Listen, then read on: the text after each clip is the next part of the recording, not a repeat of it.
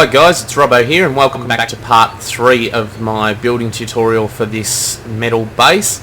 As you can see now, it's all going to be kitted out, so this is going to be a very quick walkthrough with a bit of a special surprise at the end for you. So this is the dino pen. You can see we've got cables up in the roof up here. I've actually got fly on, so I can bring you up here and show you my placement of auto turrets. I've got them in the middle of the room, covering both doors. Pretty much they'll all spin around and face whichever way the threat's coming from, but that's just the way I laid them out, two facing one way, two facing the other. You can all see that connected there, but I've also got connection points in behind the walls, so if that connection point goes down they should automatically reconnect. I'll just go to walk mode here and we'll go for a tour around the base. So to start with, we're going to go straight into the Smithy room, and as you can see I've got it kitted out. Look, there's plenty of storage. We've got 4 chests there. I've got some mortar and pestles there. We've got our Smithy, our Smithy table just there, as we discussed. As you can see, we've got access to our industrial forge from our Smithy, so we don't have to climb upstairs and carry metal long distances. I've just put the beer barrels in there as a bit of an example. Before I get the industrial forge in, I'll normally line this whole area top and bottom with the forges, with the smelters, the furnaces, top and bottom. Then later on I'll take out, I'll always leave a couple in, and I'll just for small amounts of metal, and I'll probably put beer barrels in there. Just, it's an easy spot to do it and they're not in the way. You can see we've got storage. We'll keep going. I'm going to go around the bottom level, and then I'm going to go up to the second level, then I'll go to the top level, which not much has changed, and we'll then have a look at the defences outside. So through here, if you watched my last video, you saw me put all this storage in. As you can see, we've got ample storage. What's that? 3, 6, 9, 10 I think. 10 or 11 chests in there, I don't know, I can't count very well. And that's a lot of storage for the ground floor, and we've got more up above us as well. Now this is what is the cooking room. So come in here, we've got an industrial grill, I've got an industrial cooking pot. I haven't actually connected this to water, I've just put it in to show you where I put it. Sometimes I'll actually do it opposite and put the cooking pot up against the wall, and then the furnace is out here. As you can see, we've got preserving bins. You can actually double stack your preserving bins like this on metal catwalks and still walk down the side of them comfortably. This room here is specifically for my refrigerator. If you set the rooms out correctly, you can get 2 fridges in here, but it can be quite hard to access the second. I always keep my fridges double locked. Basically just keep them locked away so they're a lot harder to get to. So as you can see, you've got pretty much everything you need in here for cooking.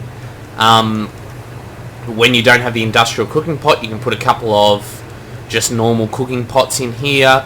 You can put campfires in here if you need to, but I mean, this is an advance. This is a finished look at how I plan on setting this base up. We'll go up to the next story.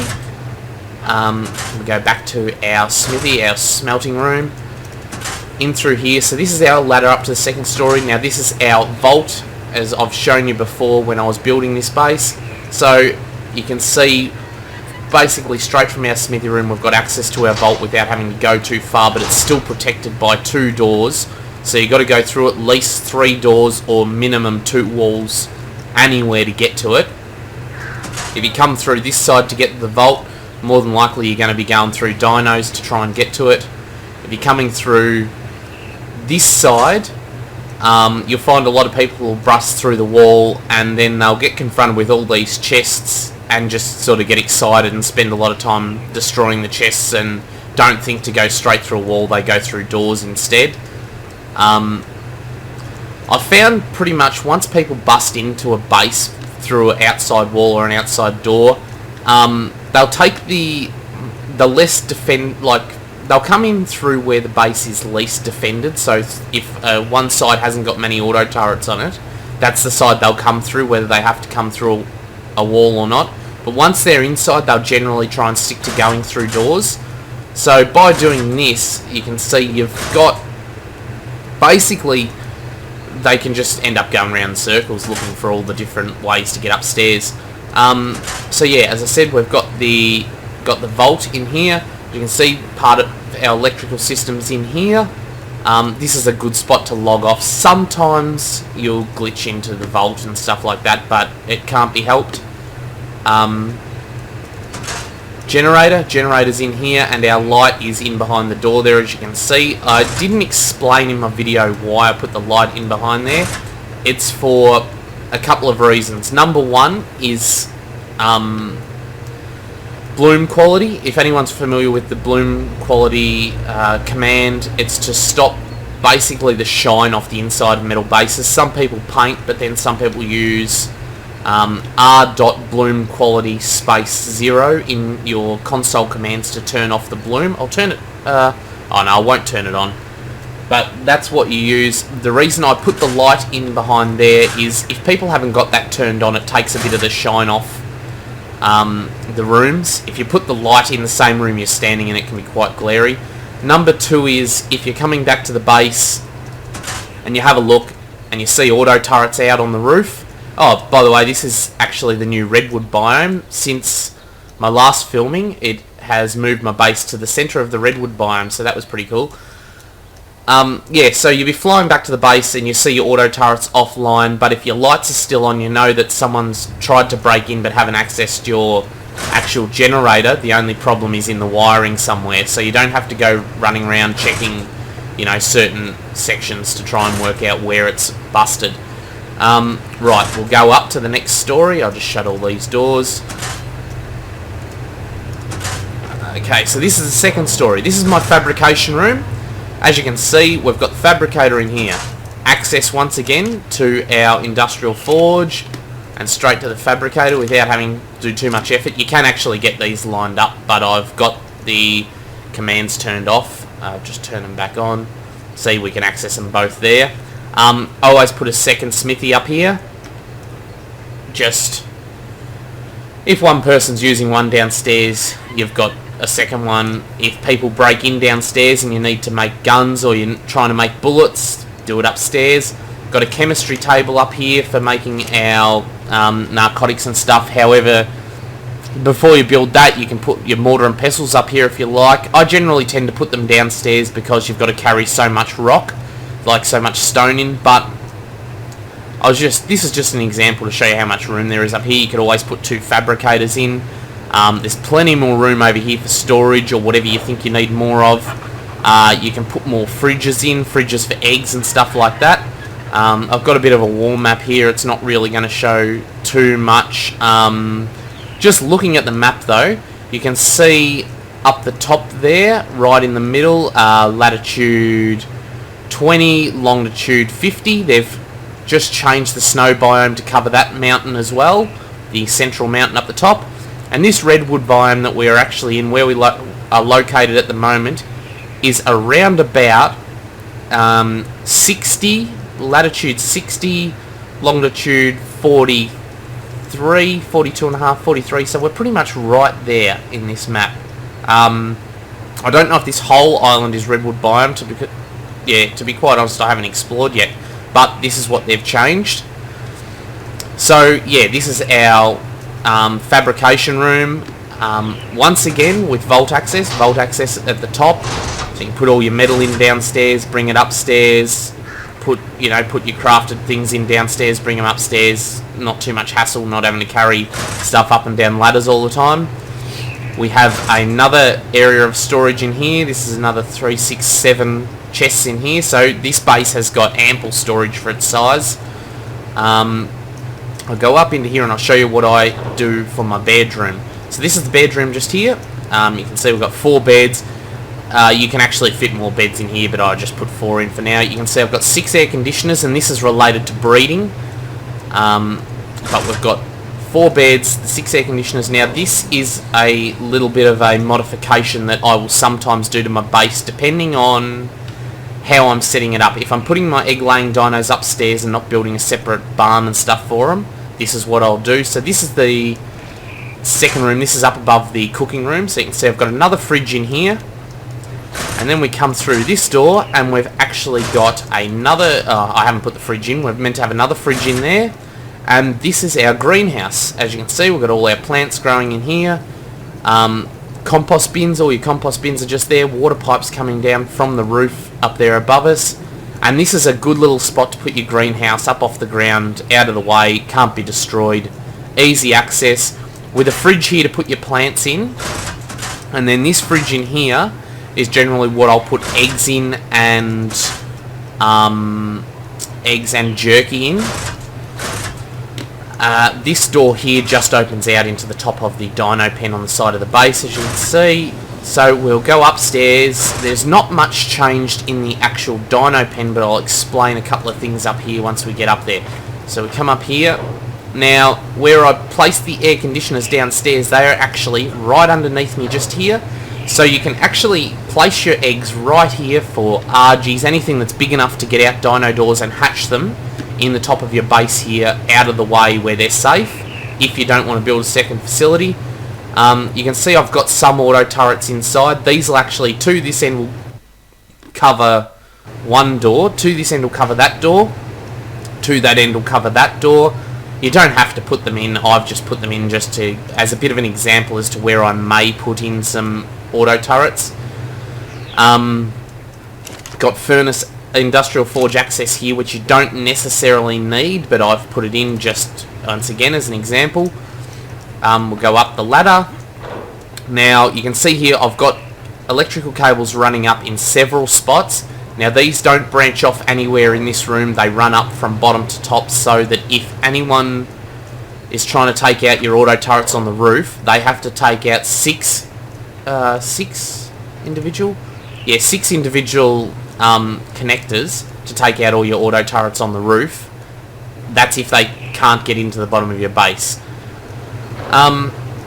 So yeah, as I said, I'll quite often line up my egg-laying dinos, so raptors, packies, those sorts of things, dodos, dillos, all along in under here. I just carry them up with my RG. I'll line them up in under there for my eggs. I can, right behind the hatchway here, I'll actually put in a little barred area and put 2 oviraptors in here to help them lay eggs. And you can fit quite a few dinos up here. I've actually been in this base and had the whole bottom section lined up with egg-laying dinos, and then the whole top just for bird storage, and that works quite well. It's quite efficient. So we'll go up the top here. You can see the pillar sticking through the roof there. I won't necessarily always do that, but that's just something I'll show you once we get to the roof. We'll go outside here. I don't always put this door in, but I might sometimes. You've got a good spot here to land on top of the industrial forge. A door here, and an auto turret looking directly at the door as they go through it, so that's just good practice. It's very hard for them to get in there. You can see I've buggered up my ladders a little bit there, but that doesn't matter. We'll fly around quickly and have a look at the defences I've put on the base. Now this isn't exactly how I'd set it out, this is more of an example. As you can see, we've got a couple of auto turrets on the outside of the industrial forge, which I'll go down and show you how I've got that set up in a minute. That only takes 1 extra ceiling to get that there. You could put more auto turrets around the sides here, but I haven't done it just for the sake of this video. You can see this is around the outside. This is where our greenhouse is. Plenty of auto turrets covering the entrances at the top and also at the bottom there. I don't put auto turrets on ground level. I try to leave them up at least 4 high off the ground. Above 4 high. So these are at 5 high. Doors are 4 high. These are at 5 high. I try and leave them up higher than 4 high, so I can put all these on player only, and if people are coming towards my base on Rexes or anything, it actually shoots the person off the dino rather than just wasting bullets shooting into the side of a Rex or something like that. Obviously the only thing it really doesn't work with is Gigas, because they're a bit higher, but generally everything else, if you just leave these auto turrets set on player only, the ones around the outside that are at least 5 high, it'll generally shoot the rider off, which, if anyone who's been on heavy PvP servers will know, once a rider is off a dino, it's a lot easier to kill because they're just dumb, they don't have any control over themselves. We'll come up here to the roof. You can see I have a Gatling gun, a mini gun, whatever you like to call it, and a rocket launcher up here. Once again, just examples. I would never, ever personally leave these sitting on the roof, because without anyone in them, they are, you know, highly susceptible to being blown up. If anyone was coming over to destroy the base, the first thing they're going to do is sit back, you know, out of auto turret range, out of plant species X range, which all these crop plots are for, and try and blow up your rocket launcher and blow up your minigun to make it a bit easier for them to get there. I will keep these built inside, generally in my vault with some ammo, and when I feel like I'm under attack or I need to place them, I'll place them then, if I can. I just don't see the point in having them placed all the time. They're too much of a target. They're too expensive. They're just too much of a target to have sitting around. I put plant species X everywhere where I can, pretty much, for two reasons. Obviously, because it shoots. You know, yeah, that's like a given. They will shoot and damage anyone on a bird, anyone coming close. Also, a bit of good practice is I put my plant species X on high range and my miniguns on medium range, because miniguns will still, the auto turrets, sorry, will still follow people even when they're out of range, when they're at high range, and people just think, oh, it's got no ammo, then it's not going to shoot. Then they come down, they get in range of my plant species X, it starts to shoot them, and because they're stuck there, the auto turrets have no problem shooting them because they're stuck well within the range of it. So yeah, that's a bit of a defensive setup. It's not perfect. Obviously, I don't have to defend this base. This is personal, on a personal server. I put plant species X all around the bottom. And that's basically the defensive aspect of this base. We've got the industrial forge in here, which you've already seen if you followed the last video. I didn't bother putting chests and stuff in, but I put a chest in here for dropping off crystal and obsidian. Maybe one over here. We've got good access to the base. Well, obviously not through here. You're not going to have a fly hack on to be able to do it like I am, but I'm just doing it to show you. Get these doors shut. But yeah, that's a basic overview of how I have my base set up. Plenty of defences, plenty of auto turrets. I'll quite often go overboard and put more auto turrets on than I need to. I always generally put my auto turrets hanging off the side of the building, preferably to being on top, because there, even if people hit the ceiling next to it, it's going to take a lot more splash damage than if they hit the ceiling and it's sitting up on a pillar or hanging out on the side of a catwalk. Just because it's a smaller target. Like, sitting on a catwalk like that, they're a smaller target to hit with rocket launchers. Whereas sitting on the roof, even though the gun's still a small target, you've got all this area around it that it will take a lot higher splash damage off. So yeah, that's a basic outlay of the base. Let me know what you think in the comments. Let me know if there's any improvements that you'd make, more importantly. And also comment what you think of the new redwood biome. I've only had a little bit of a run around in this area. I'm actually going to get on a bird once I finish this video and have a bit of a fly around and have a look. Yeah, let me know what you think.